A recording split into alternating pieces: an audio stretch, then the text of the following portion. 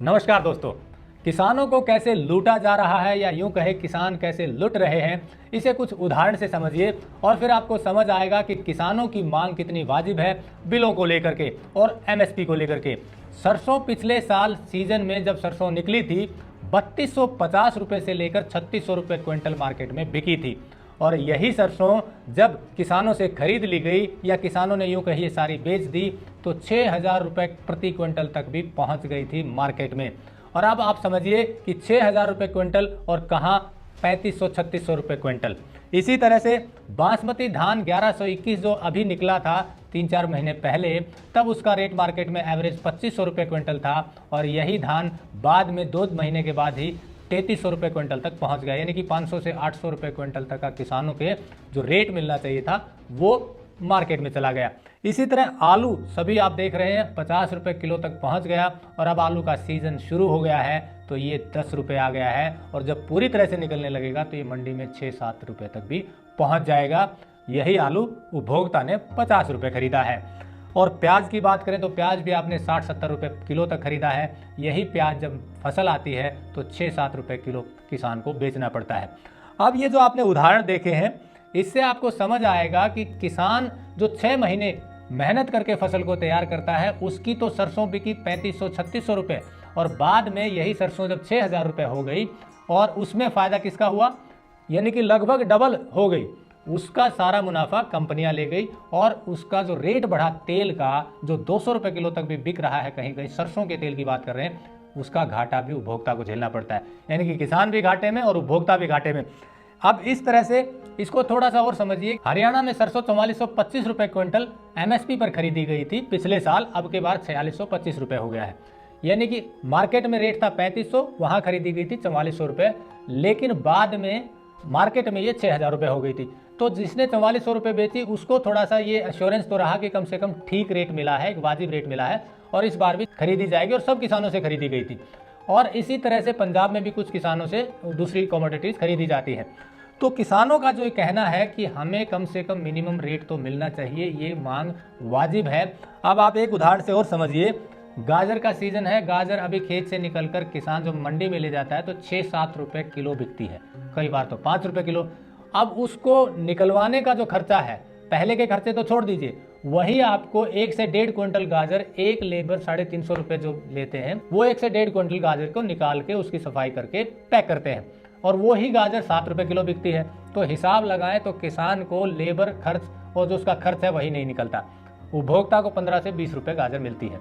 ये तो होगी पेरिसेबल आइटम जो किसान स्टोर नहीं कर सकता और उसे लेनी ही होती है। यहाँ डिमांड एंड सप्लाई का रूल काम करता है। कई बार एकदम से चीज़ें ज़्यादा लग जाती हैं तो मार्केट में रेट डाउन हो जाता है। लेकिन जो नॉन पेरिसेबल आइटम है जिन्हें स्टॉक किया जा सकता है उनका लाभ भी किसानों को नहीं मिलता। अब आप कहेंगे कि किसान स्टॉक क्यों नहीं करता, जब रेट अक्सर बढ़ जाते हैं बाद में तो किसान स्टॉक कर ले। इसको आप ऐसे समझिए कि किसान स्टॉक क्यों नहीं कर सकता। एक सैलरीड पर्सन है जिसकी तनख्वाह आती है हर महीने, उसे कहा जाए कि भैया तनख्वाह आपकी 6 महीने के बाद मिलेगी, इकट्ठी मिलेगी और उस 6 महीने में आपको कुछ खर्च भी करना पड़ेगा, घर खर्च के अलावा कंपनी में भी कुछ लगाना पड़ेगा। और जब वो 6 महीने बाद तनख्वाह जो आएगी, जब आपको मिलेगी, तो क्या आप उस तनख्वाह को लेने से ये कहकर मना कर देंगे कि नहीं अभी रुक जाइए, आप मुझे 4-5 महीने बाद और दे दीजिएगा? नहीं रोक सकते, क्योंकि आपके पहले खर्चे और कंपनी को भी दे दिया। कंपनी को देने का मतलब किसानों को आप ऐसे समझिए कि घर के खर्चे भी हैं और किसान को खेती में भी इनपुट लगाना है, खेती के लिए भी खर्च करना है, उगाने के लिए खाद है, बीज है, ट्रैक्टर का खर्च है, तेल का है, पानी का है, सब खर्चे करने पड़ते हैं। तो इस तरह से वो फसल को रोक नहीं सकता। ऐसे में ये जो बिल आया है एसेंशियल कमोडिटी एक्ट, जिसमें अनलिमिटेड भंडारण की क्षमता दे दी गई है, ऐसे में जब पहले से ही भंडारण ज़्यादा होने के कारण किसानों को भाव नहीं मिलता तो बाद में तो और गुंजाइश कम हो जाएगी। तो ये भंडारण की जो लिमिट है या उसका डेटा किसान सरकार को जरूर रखना चाहिए। पता नहीं क्या सोच करके भंडारण असीमित कर दिया है सरकार ने। और अब बात करते हैं दूसरे जो एक बिल पर और सबसे ज़्यादा एमएसपी वाले पर किसानों का विरोध है। हरियाणा और पंजाब में जैसे मैंने बताया कि मिनिमम सपोर्ट प्राइस पे कुछ फसलें खरीदी जाती हैं, हरियाणा में सबसे ज़्यादा खरीदी जाती है। अब इसका एक पॉजिटिव एस्पेक्ट आप देखिए, यहाँ किसानों को एक कुछ आय हो जाती है, इसलिए यहाँ की माली हालत ठीक है किसानों की। आप बाकी स्टेट में देखेंगे तो एक उदाहरण से समझिए, धान जो 1888 रुपये मोटा चावल हरियाणा में बिका, सब किसानों से खरीदा गया, बिहार में वही 800-900 रुपये, यूपी में 1100-1200 रुपये, क्विंटल निकला। एक मंडी के आढ़ती ने हमें बताया कि आप यूपी का वही धान जो ये 1888 रुपये है, 1200-1300 रुपये में दिल्ली में पहुंच मिल जाती है। तो यानी कि वहाँ मंडी नहीं है, ओपन मार्केट है, तो वहाँ ये हालत है।